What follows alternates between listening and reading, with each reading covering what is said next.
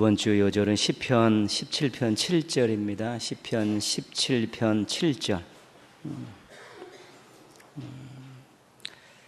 한번 같이 주께 피하는 자들을 시작. 주께 피하는 자들을 그 일어나 치는 자들에게서 오른손으로 구원하시는 주여, 주의 기이한 사랑을 나타내소서. 시편 17편 7절 말씀. 아멘.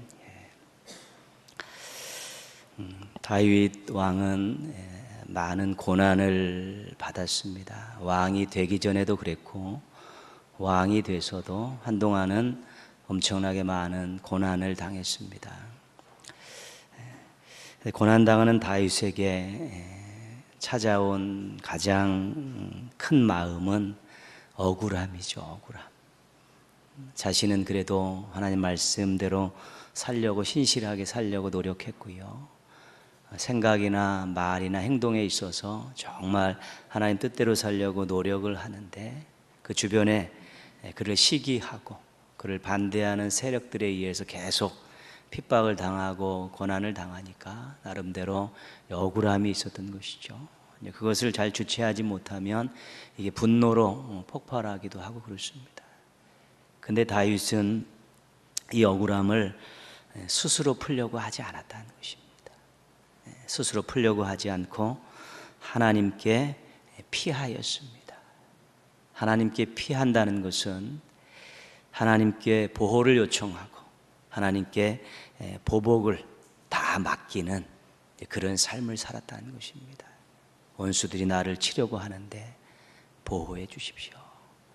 그리고 제 스스로 이런 보복을 하지 않을 테니까 하나님께서 대신 그들을 보복해 주십시오라고 다 하나님 앞에 맡기는 그런 일을 했다는 것이죠. 그게 오늘 말씀에 나와 있는 주께 피한다, 그런 뜻입니다.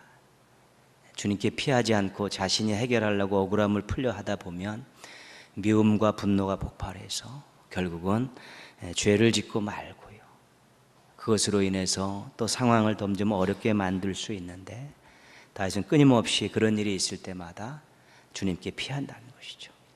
보호해달라고 또 보복해달라고 하나님께 다 맡기는 그런 삶을 살았다는 것이죠. 이렇게 하나님께 피할 수 있었던 이유는 그에게 확신이 있었기 때문에 그렇습니다. 오늘 말씀 보시면 오른손으로 구원하시는 주, 하나님을 고백하는 내용인데요, 오른손은 능력을 상징합니다. 능력을 상징할 때 오른손, 오른팔 이렇게 이야기하죠. 그래서 하나님은 능력으로 나를 구원하실 수 있는 분이십니다. 이런 확신이 있었다는 것입니다. 하나님의 능력에 대한 확신. 내가 주께 피하면 하나님께서 능력으로 나를 도우십니다. 나를 보호하시고 나의 대적들을 해치워 주십니다. 그런 확신이었고요. 두 번째 확신은 주의 기이한 사랑이라는 것이죠. 기이하다는 것은 특별하다는 것입니다. 하나님께서 특별한 사랑을 베풀어 주시는 분입니다. 자신을 택하시고 또 자신을 주목하시고 자신의 기도를 들어주시는, 어렸을 때부터 자신과 함께하며 목동 시절부터 자기를 도와주셨던 그 하나님의 남들이 경험하지 못했던 그 특별한 사랑을 여전히 믿고 확신하고 있기 때문에 하나님께서 특별한 사랑을 나에게 베풀어 주십니다라는 이 확신이 있었기 때문에 주님께, 하나님께 피할 수 있었다는 것입니다. 하나님의 능력과 사랑을 확신하면서 하나님께 피한 다윗은 하나님의 엄청난 은혜를 받고 도우심을 받았습니다. 능력으로 보호해 주시고 사랑으로 인도해 주셨기 때문에 그렇습니다. 패배자 같았었는데 결국은 승리자가 되었습니다. 도망자였으나 어느 날 집권자의 자리에 앉게 되었습니다. 부족한 인생이 풍성한 인생이 되었고 수치를 당했던 시간이 존귀함을 받고 존경을 받는 시간으로 바뀌었다는 것입니다. 시작할 때는 엄청나게 억울했었고 비참했었고 힘들었는데 하나님의 능력과 사랑을 의지하고 하나님 앞에 피하고 하나님께 다 맡겼 하나님께서 상황을 역전시켜 주시는 것입니다.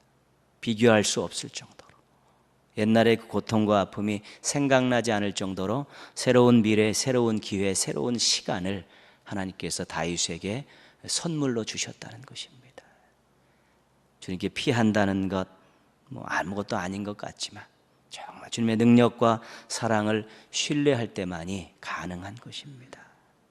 하나님의 그 능력을 믿고 하나님의 그 사랑을 알기 때문에 그분께 다 맡기고 호소하고 또 때를 기다렸을 때 우리 하나님의 놀라운 은혜가 다윗의 인생을 아름다운 인생으로, 존경받는 인생으로, 감히 누가 대적할 수 없는 인생으로 바꾸어 주셨다는 것입니다. 하나님은 피난처이십니다. 성경에 무수히 많이 나와 있는 고백입니다. 그 안에 능력과 사랑이 있습니다. 천지를 만드신 그 하나님의 능력이 또한 독생자를 희생할 것 같은 그만큼의 엄청난 사랑, 이것이 하나님 안에 있습니다. 그래서 하나님 피난처 삼아 능력과 사랑을 확신하고 그 안에 피하게 될 때 이제 새로운 국면을 맞이할 수 있게 되는 것입니다.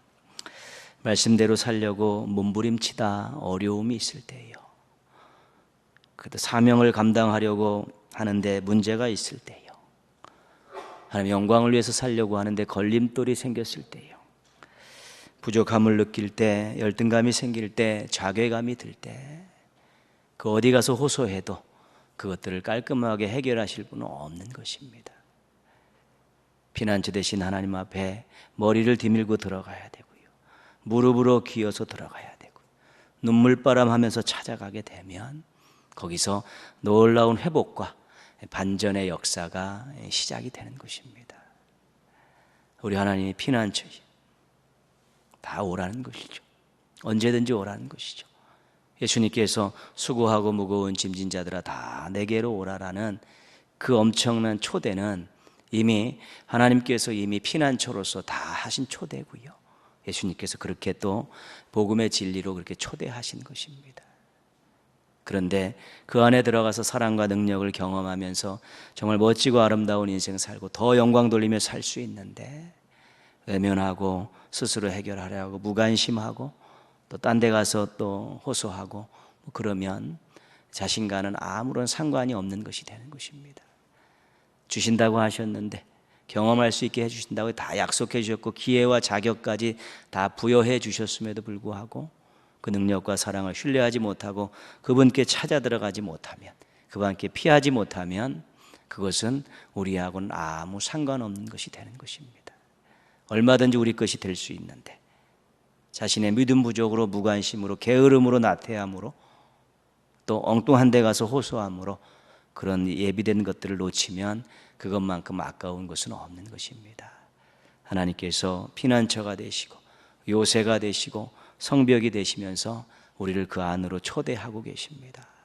인생의 모든 것들, 신앙과 사명의 모든 것들을 가지시고 주님께 피하셔서 그 놀라운 사랑, 또 놀라운 능력들 경험하면서 지금보다 훨씬 넓은 세상을 살고 또 남들이 보지 못하고 경험하지 못한 거 경험하고 아름다운 고백과 또 하나님 영광을 위한 복된 삶을 살아가는 열정 있고 소망 있는 우리 동인의 귀한 종들 되시기를 주님의 이름으로 축복합니다. 예. 초대교회 상황에 대해서 잠깐 설명을 드리겠습니다. 성령 강림 이후에 예루살렘에 교회가 세워졌습니다. 이 교회는 제자들을 중심으로 세워진 교회이고 유대인이면서 예수님을 믿는 사람들 중심으로 세워진 교회입니다.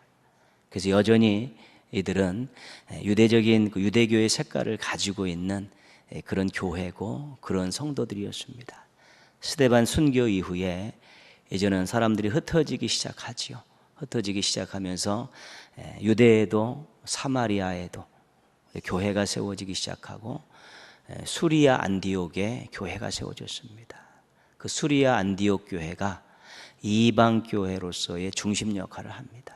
거기는 정말 이방인 중심들로서 이방인이면서 예수님을 믿는 사람 중심으로 교회가 세워졌고 그 교회를 중심으로 아시아와 유럽까지 복음이 전파되면서 이방 땅에 교회들이 많이 이제 세워지게 되는 것이죠. 그래서 유대인 중심의 예루살렘 교회와 이방인 중심의 수리의 안디옥 교회가 당시에 중요한 센터 역할을 감당하는 그런 교회들이었습니다. 조금 오늘 읽은 말씀에서요, 2장 9절로 한번 올라가 보시면요, 오늘 갈라디아서 우리가 11절부터 읽었는데요, 9절로 한번 올라가 보겠습니다. 9절 한번 올라가 보시면 같이 한번 읽겠습니다. 또 기둥같이 여기는 야고보와 게바와 요한도 내게 주신 은혜를 알므로 나와 바나바에게 친교의 악수를 하였으니 우리는 이방인에게로 그들은 할례자에게로 가게 하려 함이라. 거기에 5명의 지도자들의 이름이 나옵니다. 기둥같이 여기는 야고보, 여기 야고보는 예수님의 동생입니다. 야고보, 게바, 우리가 베드로죠. 게바는 아람어로 게바라고 하고요. 게바, 세 번째는 요한, 이거는 예수님의 제자 요한입니다. 이 3명이 예루살렘 교회의 지도자들입니다. 기둥 같은 3명의 지도자가 야고보, 게바, 요한, 야고보, 베드로, 요한 그렇게 됐고요. 조금 내려오시면 나와 바나바에게 할 때 나는 바울을 이야기하는 것입니다. 갈라디아서를 바울이 썼으니까요. 바울과 바나바가 안디옥 교회의 지도자들입니다. 이방인 교회. 물론 안디옥 교회도 바나바를 예루살렘 교회에서 파송을 했습니다. 그래서 예수님 만나러서 자기 고향에 다소에 가 있는 그런 바울을 바나바가 데려다가 수리 안디옥 교회에서 1년간 가르치면서 교회를 든든히 했죠. 이것이 이제 1차 전도 여행을 마치고 예루살렘 회의에 갔을 때의 일입니다. 예루살렘 교회의 지도자 3명과 안디옥 교회 지도자 2명이 악수를 하는 것이죠. 서로 인정해 주는 것입니다. 서로 인정한다. 이제 우리 서로 복음을 전하는 것들 서로 인정하고 서로 협력하자. 그렇게 서로 교제의 악수를 하고 화해의 악수를 하는 그런 장면입니다. 근데 원래 유대인들은 이방인들과 교제하지 않습니다. 그리고 죄인들과도 교제하지 않습니다. 왜냐하면 불결해지니까.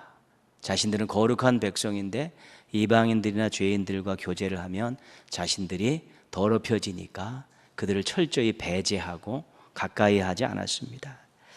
그런데 유대인이면서 예수님을 믿는 그리스도인들이 있었습니다.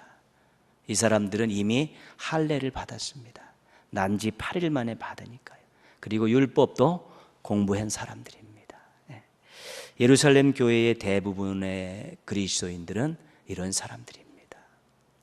근데 한편으로 이방인이면서 예수를 믿는 그리스도인들이 생겨나기 시작했습니다. 할례도 받지 않았습니다. 율법도 잘 모릅니다. 예루살렘 이외의 지역의 대부분의 그리스도인들이 그런 사람들입니다. 그러니까 교회도 예루살렘 교회, 안디옥 교회, 그리스도인들도 유대인이면서 예수님을 믿은 그리스도인, 이방인이면서 예수님을 믿은 그리스도인들, 이렇게 예루살렘 교회와 수리 안디옥 교회가 이렇게 서로 조금 다른 분위기 속에서 각자의 역할들을 감당하고 있었다는 것이죠. 그런데 유대인 그리스도인 중에 여전히 이방인들을 인정하지 않는 사람들이 있다는 것이죠. 그리고 이방인으로 할례를 받은 사람들을 구원받지 못했다. 너희들은 할례를 받아야 되고 율법을 지켜야 된다라고 주장하는 아주 그런 보수적인 세력들이 여전히 존재하고 있었다는 것입니다.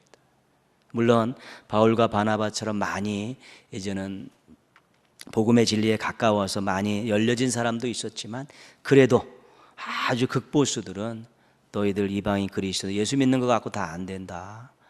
할례 받고 율법 지켜야 된다. 이렇게 주장하는 사람들이 있었다는 것입니다. 그런 분위기 속에서 오늘 말씀을 보시면요. 오늘 말씀은 안디옥 교회의 밥상에서 일어난 일입니다. 안디옥 교회의 밥상에 알만한 사람들이 앉아 있습니다. 오늘 쭉 보시면 11절에 게바 나오고요. 그 다음에 바나바도 있고요. 13절에 보면 바나바도 있고 당연히 바울도 있었고요. 유대인 그리스도인들도 있었고 이방인 그리스도인들도 있었다는 것입니다. 그러니까 지금 안디옥 교회 그 식탁의 밥상에 유대인이면서 예수님을 믿은 사람도 있고 이방인이면서 예수님을 믿은 사람도 있고 또 베드로, 예루살렘 교회의 기둥인 베드로도 있고 수리 안디옥 교회의 지도자인 바울과 바나바도 지금 같이 섞여서 밥을 먹고 있는 것입니다. 이 모습이 가장 아름다운 모습입니다. 교회의 가장 아름다운 모습이 이 모습입니다. 남녀노소 신분, 지, 고하를 막론하고 함께 어우러져서 교제하고 예배하고 식탁을 나누는 이것이 가장 아름다운 교회의 모습입니다.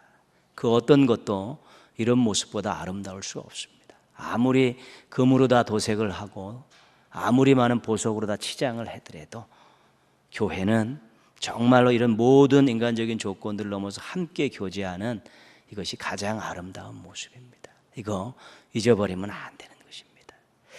이 자리는 유대인 그리스도인들과 이방인 그리스도인들이 함께 식사를 하는 정말 아름다운 모습이죠. 각 진영의 지도자들도 함께 모여서 식사를 하는 정말 멋진 지도자들입니다.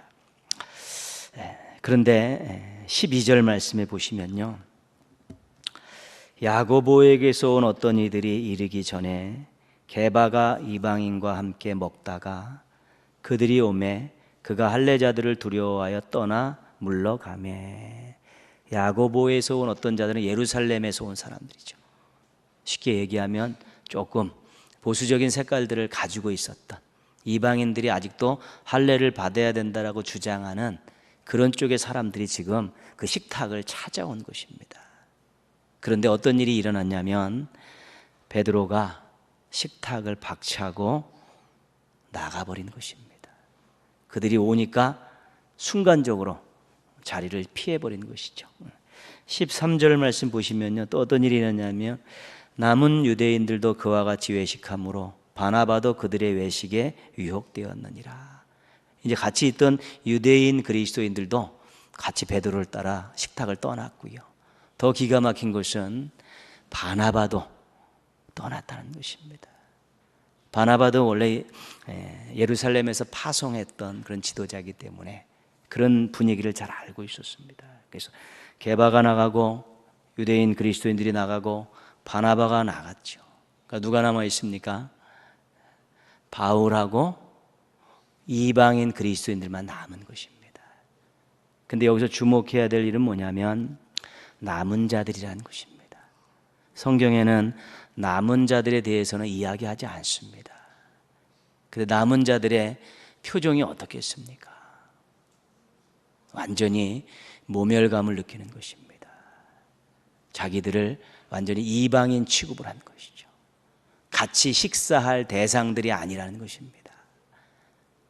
그러니까 원래 예루살렘 교회의 보수주의자들이 그런 사람들이 몇 명 있지만, 인류 부류가 있지만, 여기서 게바도 바나바도 유대인 그리스도인들도 갑자기 다 떠나면서 이 남겨진 사람들은 정말 모멸감에 치를 떨고 있는 것이죠. 우리가 개만도 못한 인생들이냐, 이게 신앙이냐, 이게 교회냐, 도대체 우리가 뭐냐, 이런 자괴감들이 들기 시작한 것이죠. 그러니까 바울이 옆에서 이제 그것을 바라보면서 이제 분노하게 되는 것입니다. 11절 말씀 보시면요, 시작을 이렇게 하죠. 게바가 안디옥에 이르렀을 때에 책망받은 일이 있기로 내가 그를 대면하여 책망하였노라. 그러니까 베드로가 저질렀던 이 일을 바울이 문제를 삼고 베드로를 책망하고 있는 것이죠. 어떤 것이 면전에다 두고 책망하는 것입니다. 근데 인간적인 모습으로는 할 수 없는 일입니다. 베드로는 예루살렘 교회의 기둥과 같은 지도자고요, 예수님의 수제자였죠.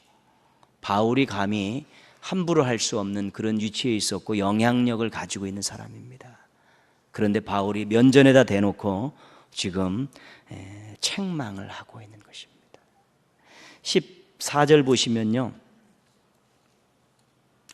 그러므로 나는 그들이 복음의 진리를 따라 바르게 행하지 아니함을 보고, 어디서요? 모든 자 앞에서 게바에게 이르되, 공개적으로요.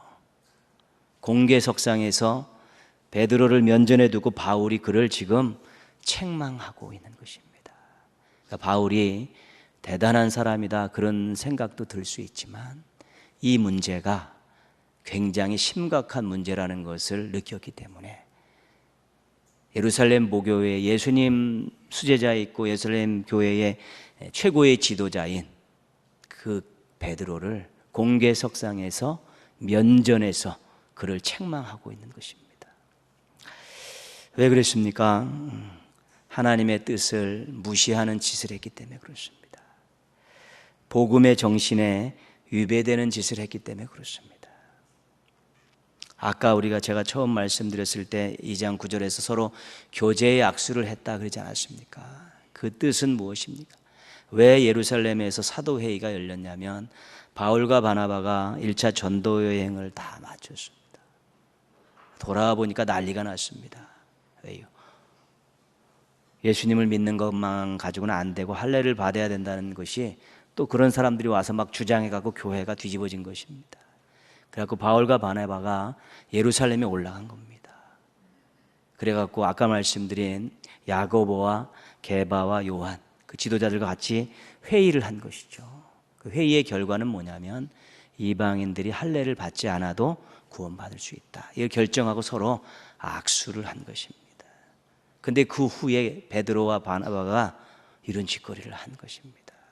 지도자들로서 다 공식 석상에서 서로 악수하고 결정을 다 지어놨는데 막상 식탁에서 이방인 그리스도인과 함께 먹다가 그 보수주의자들이 막 몰려드니까 베드로도 바나바도 유대 그리스도인들 막 다 뛰쳐나가 버리는 것이죠. 그러니까 사도 바울이 화가 나서 게바를 공식 석상에서 면전에 대고 그를 책망한 것이죠. 디모데전서 2장 4절은 이렇게 말씀합니다. 하나님은 모든 사람이 구원을 받으며 진리를 아는 데 이르기를 원하시느니라. 하나님은 모든 사람들이 구원을 받고 진리에 이르기를 원하시고 계시죠. 요한복음 3장 16절 말씀의 중요성은 우리가 누누이 강조해도 부족함이 없는데 같이 한번 외워보겠습니다. 하나님이 세상을 이처럼 사랑하사 독생자를 주셨으니 이는 그를 믿는 자마다 멸망하지 않고 영생을 얻게 하려 하심이라. 그렇죠. 하나님께서 말씀해 주신 구원의 방법입니다. 독생자를 믿음으로. 그렇죠. 하나님 모든 사람이 구원을 알길 원하셔서 그 모든 사람들을 위해서 독생자를 보내셨고 그 독생자를 믿음으로 그 누구도 예외 없이 다 구원받을 수 있다. 이것이 하나님의 뜻이라는 것입니다. 그러니까 구원에 예외된 사람들은 없고요. 예수님을 믿음으로 다 구원받을 수 있다는 것입니다. 이 복음의 개방성에 대해서 우리가 늘 가슴에 안고 있어야 되는 것이죠. 절대로라는 말은 없습니다. 절대로는 다 하나님의 구원의 대상에 포함되어 있고 예수 그리스도의 복음을 제시했을 때 그 복음을 받아들인 사람은 누구든지 다 구원받을 수 있죠. 근데 누가 받아들일지 누가 받아들이지 않을지 우리는 모르기 때문에 그냥 늘 전하는 것입니다. 예수님께서 바리새인들 유대 지도자들에게 비판받고 또 적대감을 갖게 했던 여러 가지 많은 행동 중에 한 가지는 뭐였냐면 죄인들, 세리들, 창녀들을 찾아갔다는 것입니다. 그들과 함께 교제하고 대화하고 식사를 하셨다는 것입니다. 그러니까 예수님의 식탁은 굉장히 중요한 식탁입니다. 누구든지 다 와서 함께 예수님과 식사할 수 있는 자리를 예수님께서는 그 공생의 기간 동안에 열어놓으신 것이죠. 세리집에도 찾아가시고요.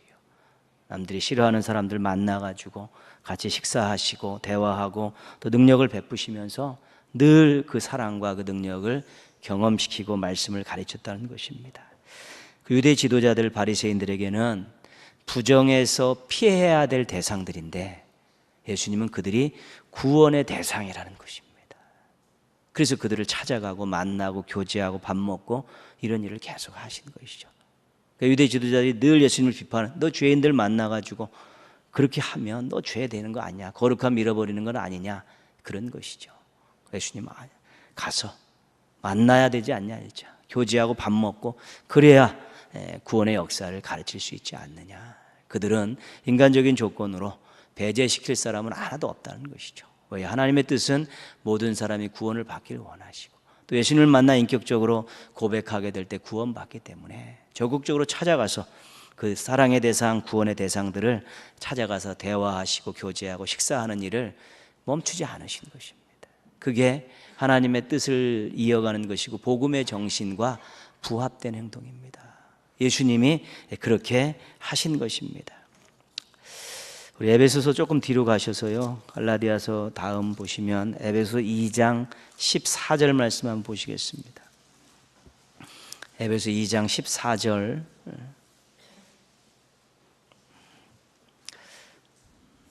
같이 읽겠습니다. 그는 우리의 화평이신지라 둘로 하나를 만드사 원수된 것 곧 중간에 막힌 담을 자기 육체로 허시고. 그죠? 예수님이 화평이시다 그러면서 또 한 가지 설명하는 게 뭐냐면 중간에 담을 허시는 분이다, 그렇게 말씀하고 있습니다. 중간에 담을 허시는 분이다. 그러니까 예수님의 그 십자가 그 구속의 은총의 의미는 담을 허는 것, 한 명 한 명 죄인들을 구원하시는 것, 그 목적이 있고요. 두 번째는 뭐냐면 중간에 막힌 담을 허시는 것입니다. 그 말씀은 뭐냐면 신분의 담을 허시고요, 인종의 담을 허시고 성의 담을 허시는 것입니다. 그러니까 예수 믿어 구원받은 사람들끼리 중간에 인간적으로 그들을 구별하고 차별하는 담이 없어야 된다는 것입니다. 십자가에서 우리의 죄가 다 용서받고 우리가 다 구원받았는데 그 구원받은 사람들 가운데 있는 그 인간적으로 사람들을 구별하고 차별하는 그 담도 이미 예수님의 십자가 구원의 은총으로 다 무너져 버린 거라는 것이죠. 근데 그것을 누가 세웁니까? 인간들이 세우는 것입니다. 너랑 나랑은 유대인과 이방인 간의 그 담도 이미 십자가로 다 무너진 것입니다. 근데 유대인들이 세우는 거죠.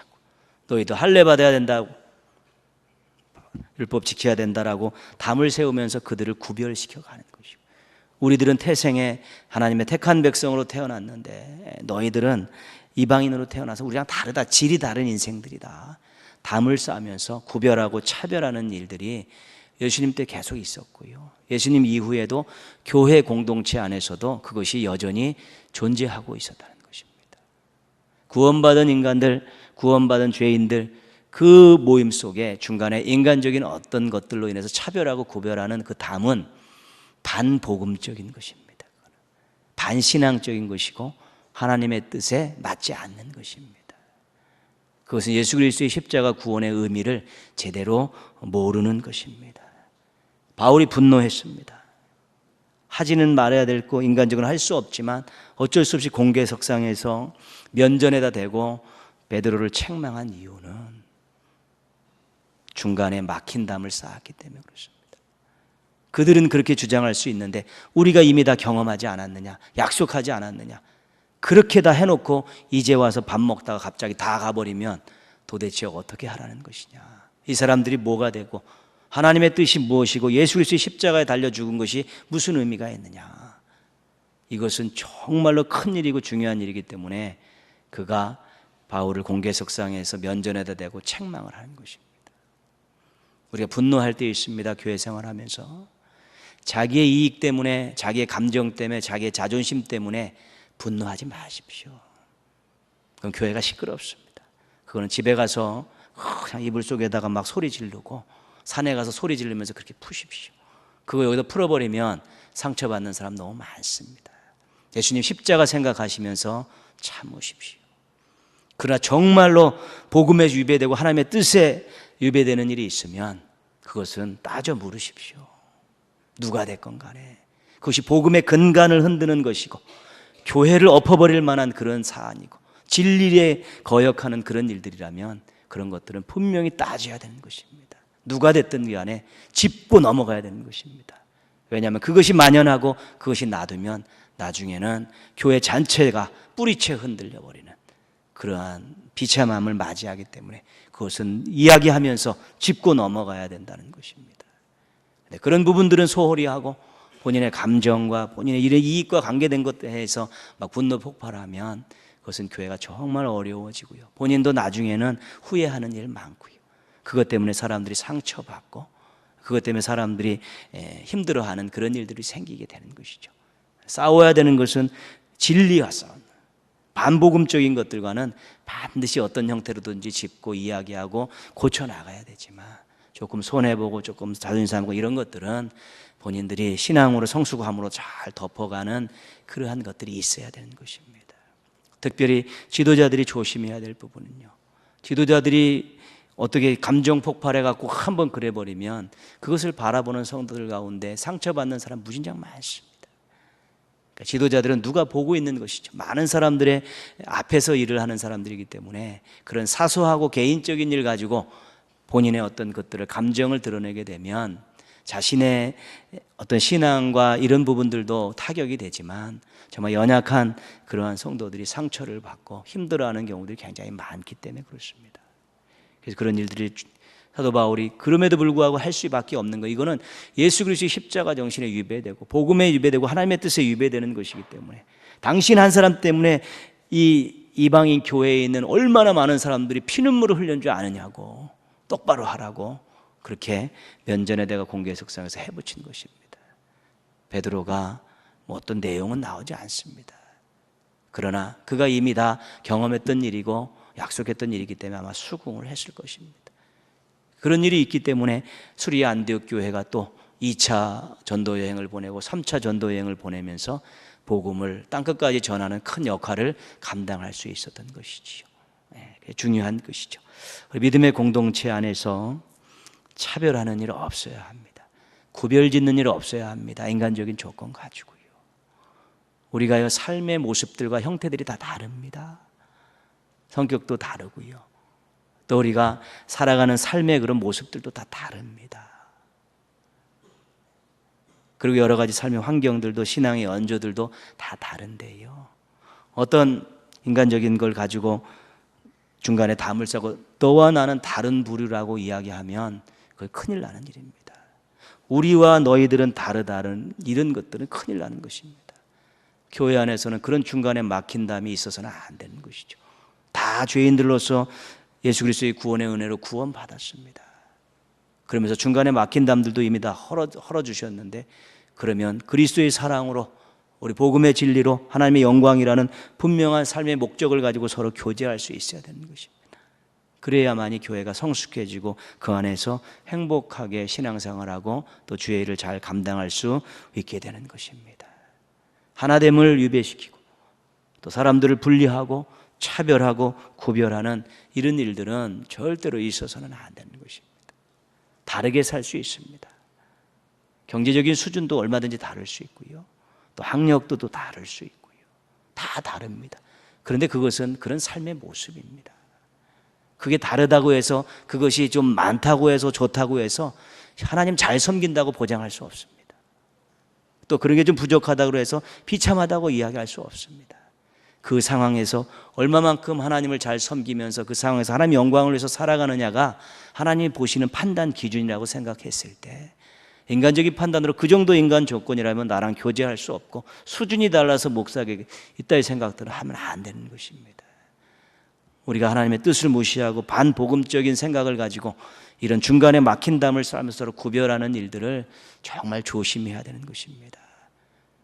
그것은 나중에 본인이 믿음이 없고 복음에 무지하다는 것을 스스로 증명하는 것이기 때문에 굉장히 가슴 아픈 일이기도 한 것입니다. 그래서 먼저 신앙생활을 오래 하신 분들이요, 또 직분을 받은 분들이 교회의 하나됨을 위해서 노력하셔야 됩니다. 자꾸 다른 색깔, 다른 모습의 삶이지만 그래도 같이 모여서 식탁을, 또 같이 모여 차 한잔하고 같이 모여 대화하고 이런 분위기들을 자꾸 만들어서 그리스도 안에서 한 가족임을, 가족애를 느끼게 하는 이 일들은 우리 신앙을 오래 하셨던 분들, 또 우리 직분자들이 솔선수범하면서 해나가야 되는 것입니다. 오래되셨고 또 직분을 받으셨으면 서로 긴밀하게 인간적인 정들로 오래 묶여져 있기 때문에 그런 것들이 또 하나의 그런 무리가 되고 모임이 돼가지고 또 어떤 그렇게 강력한 또 중간에 담을 쌓는 그런 일들이 생겨날 확률이 굉장히 높은 것입니다.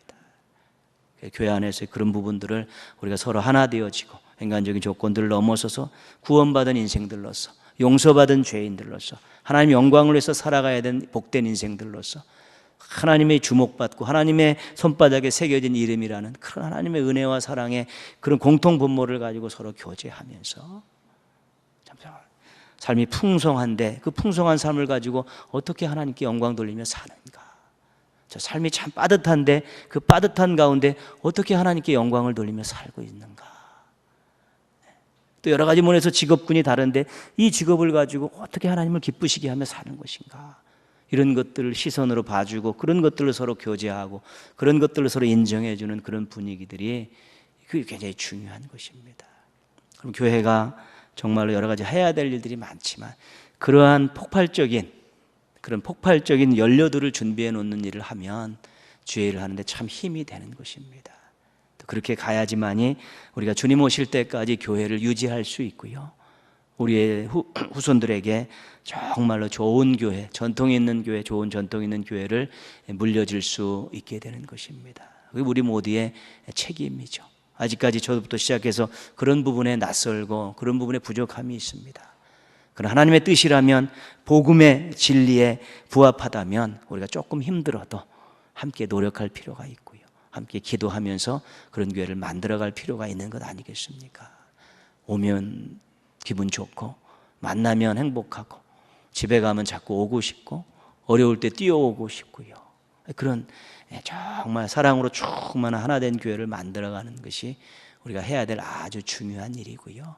그래서 예수님의 그런 복음의 그런 정신에 어긋나지 않는 교회를 만들어갈 때 우리 스스로도 행복하고요. 우리 자녀들 볼 때도 정말 우리가 기쁘고요. 우리가 서로 성도들 바라볼 때마다 웃음이 있고 소망이 있고 보이지 않는 곳에서 기도해 주게 되는 그런 아름다운 교제가 계속해서 일어날 수 있게 되는 것입니다.